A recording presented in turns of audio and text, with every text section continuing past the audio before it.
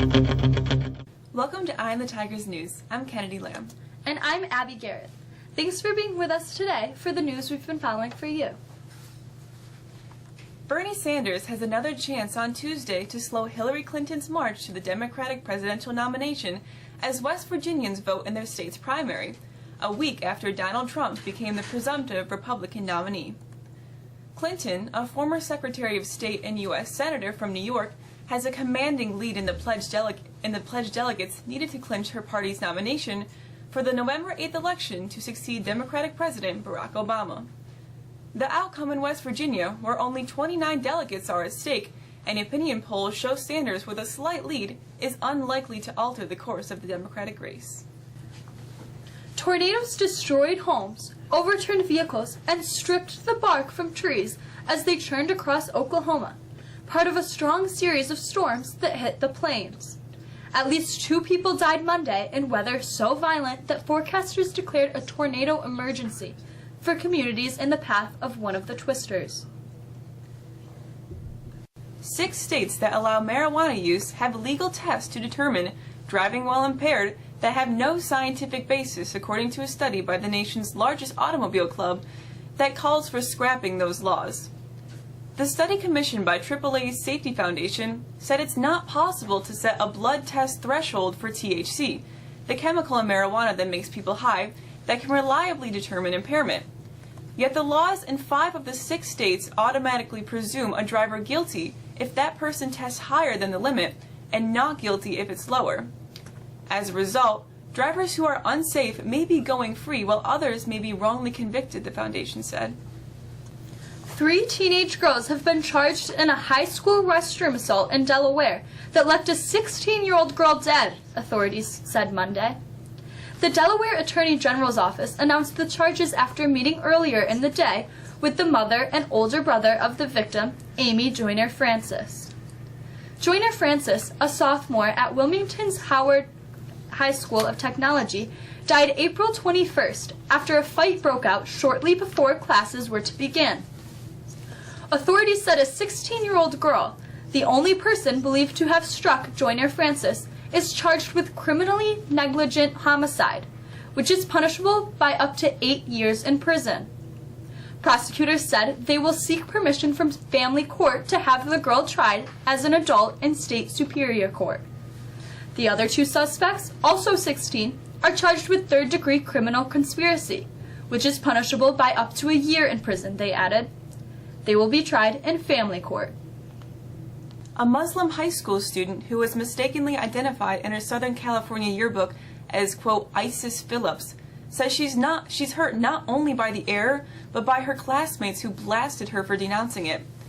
Bayan Zalif, a 17-year-old high school senior, said at a news conference with Muslim community advocates on Monday that she found it, quote, coincidental that she was mistaken for a girl whose name is widely associated with a terror group. Matt Holton, Chaffee Joint Union High School District Superintendent, said in a statement that Zalif was misidentified as another student with the first name of ISIS. 3 Albany State College students who claimed they were victims of a hate crime were punished by Student Conduct Board for violating the Code of Conduct, the Times-Union reported.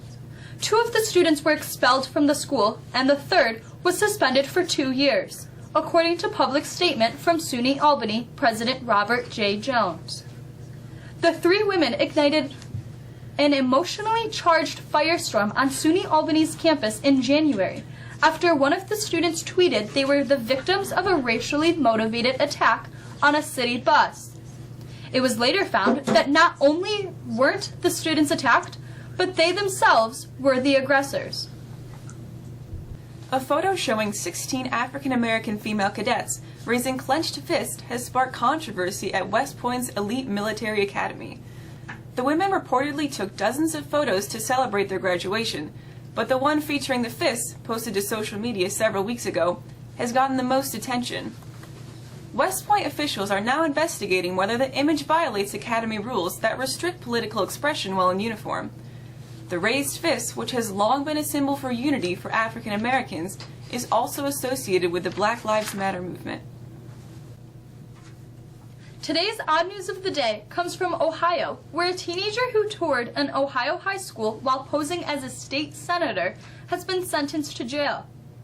A judge last week sentenced Marion resident Isa Akins to 3 months in jail, but the 18-year-old will need to serve only a little over a month more because he's already spent close to 2 months in jail.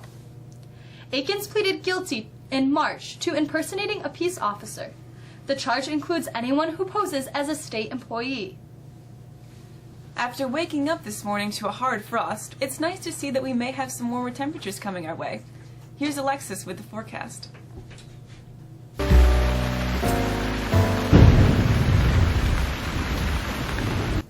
A frigid start to our Tuesday that saw widespread fog shouldn't be seen as an indicator of what our weather will be the next couple of days.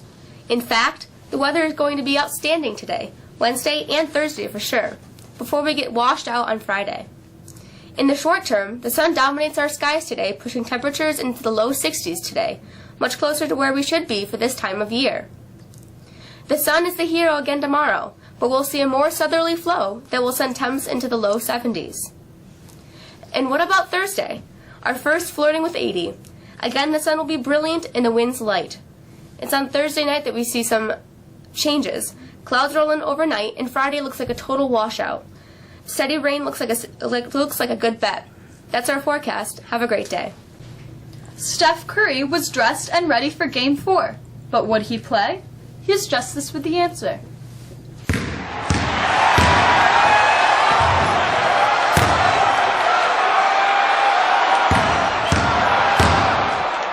Stephen Curry nailed a three-pointer in overtime and gestured to the crowd, exclaiming over and over again, "I'm back, I'm back."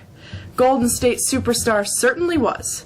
Curry returned from the sprained right knee to score an NBA record 17 points in overtime, finishing with 40 as the Warriors railed to take the 3-1 lead in the Western Conference semifinals with a 132-125 victory over Portland Trailblazers on Monday night. Playing for the first time since he was injured in Game 4 of the first-round series against Houston, Curry was rusty for 3 quarters and a sensational down and stretch after the Warriors trailed by as much as 16 points. Originally, Curry was expected to play only about 25 minutes off the bench. In the Eastern Conference, Dwayne Wade scored 30 points, including the layup that set the game into overtime and finished off Miami's frantic comeback from a 9-point deficit as the Heat beat the Toronto Raptors 94-87 in Game 4 of the Eastern Conference semifinals on Monday night.